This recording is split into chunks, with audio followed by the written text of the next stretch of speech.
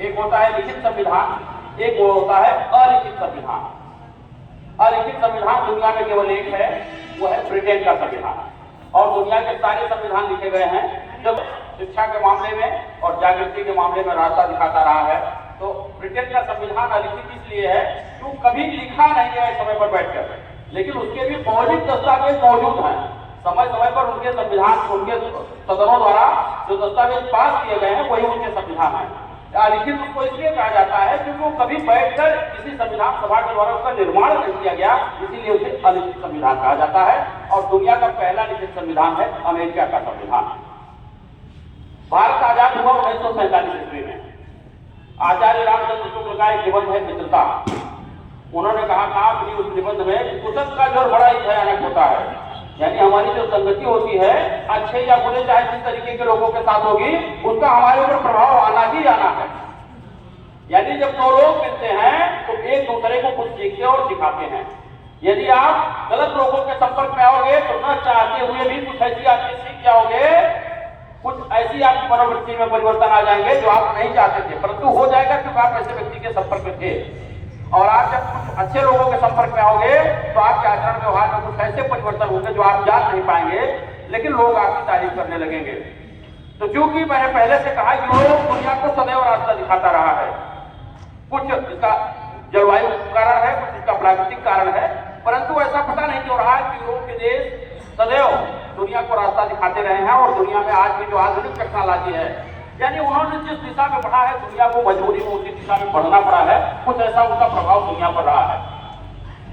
उपनिवेशवाद के अंतर्गत यूरोप के लोग दुनिया भर में फैले, उसी क्रम में ब्रिटेन के लोग भारत में आए। और भारत में आने के बाद उन्होंने भारत के लोगों के साथ जब उनके संबंध स्थापित हुए तो भारतीयों का उन्होंने शोषण किया। ये तो सत्य है, शोषण नहीं किया होता तो उनको जाना नहीं पड़ता। भारतीयों के साथ उन्होंने न्याय किया। लेकिन आचार्य रामचंद्र शुक्ल ने जो कहा था कि मित्रता, यानी हम जिस व्यक्ति के संपर्क में होंगे उससे कुछ अच्छी और बुरी चीजें जरूर सीखेंगे। परिणाम क्या हुआ कि अंग्रेजों के रहते रहते हम पाश्चात्य संस्कृति की ओर प्रभावित हुए। और सबसे ज्यादा हमने क्या सीखा? पाश्चात्य शिक्षा। उनकी शिक्षा और हमारी शिक्षा में कुछ आमूल चूल परिवर्तन थे।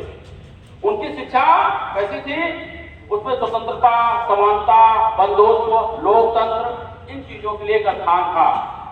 जहां नागरिकों के अधिकारों की बात हो रही थी, जहां राज्य के कर्तव्य की बात हो रही थी, यानी सारे नियम कानून किसके लिए होते हैं?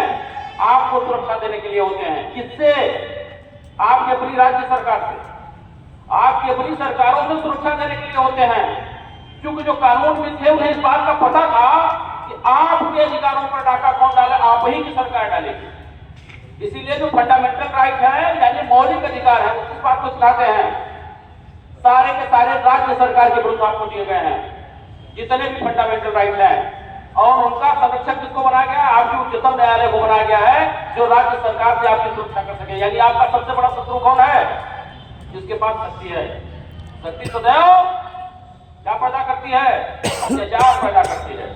जिसके पास ज्यादा शक्ति होगी वो सदैव अन्यायी होगा। तो इसीलिए जो हमारा फंडामेंटल राइट है वो हमारे नागरिकों की सुरक्षा करने के लिए हमारी संविधान सभा के द्वारा दिया गया। क्योंकि हम अंग्रेजों के संपर्क में आ गए थे, इसलिए जाने अनजाने हम लोकतंत्र के उन मूल्यों को हमने सीख लिया था। स्वतंत्रता, समानता, लोकतंत्र के उन मूल्यों को हमने सीख लिया था। और जब हमको आजाद होने की बारी आई 1947 में, तो हमें अपने जीवन का फैसला खुद करना था। तो हमारी एक संविधान सभा का निर्माण हुआ और डॉक्टर पी.एन. राव, दो लोगों का नाम याद रखिएगा, डॉक्टर भीमराव अम्बेडकर और doctor PN. Rao. Doctor PN. Rao को उस समय जिम्मेदारी दी गई कि 221 देशों से अधिक देशों में जाकर उन्होंने उनके संविधानों को पढ़ा, ताकि जब वो अपना संविधान बनाए उसमें दुनिया भर की अच्छी चीजों को सीख सकें और उनको शामिल कर सकें। और बाद में संविधान सभा बनी, जिसमें पी.एन. राव ने एक प्रारूप बनाया था। दुनिया के 200 से अधिक देशों के संविधानों का अध्ययन करने के बाद एक मोटा प्रारूप उन्होंने बनाया था, भारत का संविधान कैसा होना चाहिए। उस प्रारूप के एक एक अनुच्छेद पर संविधान सभा में चर्चा की गई।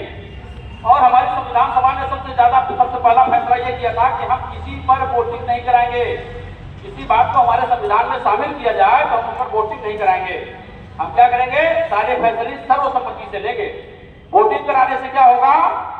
आगे चल के लोकतांत्रिक राजनीति में एक सबसे बड़ी बात है, पक्ष और विपक्ष होते हैं। सत्ता पक्ष होता है, विपक्ष होता है।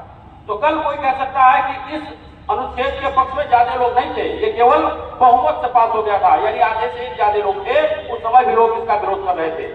यानी हमारे संविधान की किसी भी कड़ी को कोई ये न कह दे जिसके पास इतने वोट पड़े थे, इसको इतने वोट पड़े थे।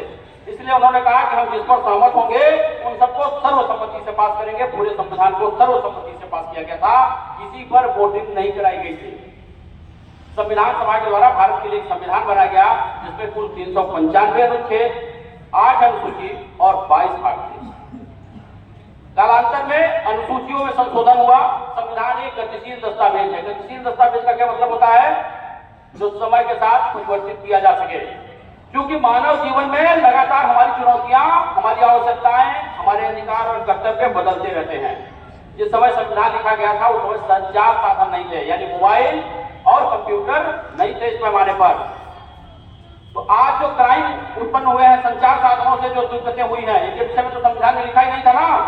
तो ऐसी चुनौतियों से निपटने के लिए किसी भी संविधान में संशोधन की एक ताकत दी जाती है और उसका भी नियम कानून पहले से निर्धारित कर दिया जाता है, ताकि आने वाली चुनौतियों से आप कैसे निपटेंगे ये भी आपका संविधान आपको बता कर जाता है।